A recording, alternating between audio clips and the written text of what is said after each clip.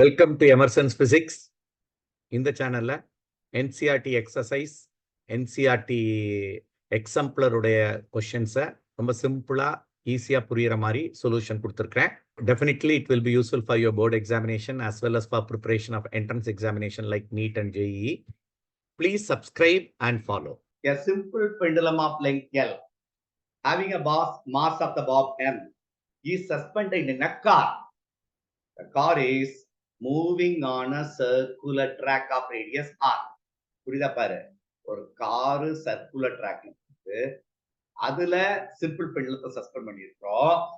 The car is moving in a circular track of radius R with the uniform speed V. It's a uniform speed ன்னு சொல்றது என்ன மட்டும்தான் இருந்திருக்க முடியும். Very good. Centripetal acceleration மட்டும்தான் இருக்கும், என்ன இருக்காது.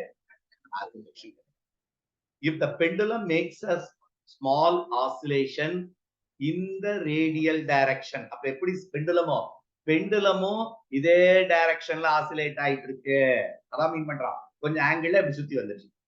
சர்க்கிள் சொல்ல முடியாது, எப்படி ஆசிலேஷன் ஓவல் ஷேப்ல ஆசிலேட் ஆயிட்டு இருக்கு. Okay, what is the time period? நல்லா கவனிக்கணும். இந்த இடத்துல ரெண்டு ஆசிலரேஷன் இம்பார்ட்டன்ட் ரோல் பிளே பண்ணுது. ஒன்னு ஆசிலரேஷன் டியூ டு கிராவிட்டி, இன்னொன்னு சென்ட்ரிபீட்டல் ஆசிலரேஷன். அப்போ what will be the resultant acceleration? Tangential acceleration தான் அதில் ஆக்ட் பண்ணிருக்க முடியும்.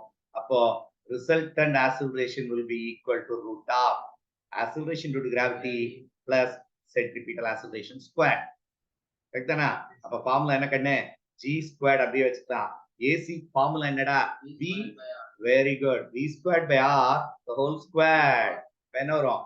v squared by v to the power of 4 by r squared. இவ்வளவு தான்டா acceleration. ஃபார்முலா என்ன நம்ம கால்குலேட் பண்றோம்?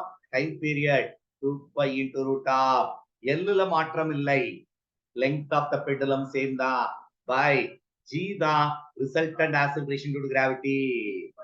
Resultant, அப்ப formula will become 2π into root of L by G squared plus v to the power of 4 by r squared. நல்ல ஸ்டாண்டர்டான question.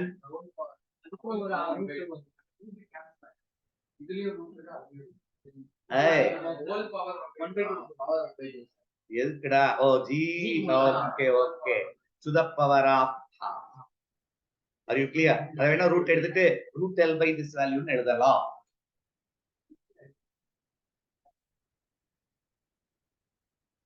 ஏய், இது ரிசல்டன்ட் ஆக்சிலரேஷன் தானே? என்ன ரிசல்டன்ட் ஆக்சிலரேஷன் ரூட் குள்ள தான்டா இருக்கு. என்ன எதுக்குடா இங்க ஆஃப் போடணும்? தேவையில்லைடா. புரியலையா? இது இல்லையேடா. சார் உள்ள எப்பவுமே g வேல்யூ தான் சார். உள்ள g ஸ்கொயர் வேல்யூ இருக்கு. யார் g ஸ்கொயர் எடுத்துர்க்கா? a தான் எடுத்துர்க்கோம். ரூட் எடுத்துட்டோம். அங்க ஓகே 1/2 தான். 2π root of L by ஆமா g. ஆமா g ஸ்கொயர் வேல்யூ எங்க போட்டுக்கோ? g ஸ்கொயர் a தான் போட்டுக்கோ. ஓ இந்த ரூட். கிளியர் ஆச்சா? சோ இதெல்லாம் நல்ல ஸ்டாண்டர்டான क्वेश्चन. புரியுதா பாரு? ஏய், இது சர்க்குலர் மோஷன்ல போறப்போ அந்த லெங்த் ஆஃப் தி பெண்டுலம் மாறாது. அந்த ரெண்டு ஆக்சிலரேஷன் இருக்கு, acceleration due to gravity and centripetal acceleration. நீ எதை மட்டும் தான் எடுக்கணும்? Resultant acceleration. இப்படி சுத்துற மாதிரி இமேஜின். சப்போஸ் இங்க எடுத்தேன்னா இப்படி சுத்துற மாதிரி எடுக்கணும், வேற ஒண்ணும் இல்ல. So the formula will be anyway centripetal resultant acceleration தான் நம்ம எடுக்கணும். அடுத்து போலாமா? ரிசல்டன்ட் ஆக்சிலரேஷன் பார்க்கலாம். அதனால அவன் ரொம்ப கிளியரா கொடுத்துட்டான். மூவிங் த யூனிஃபார்ம் ஸ்பீடுன்னு சொல்லிட்டான். என்ன ஆக்சிலரேஷன் இல்ல, டான்ஜென்ஷியல் இல்ல.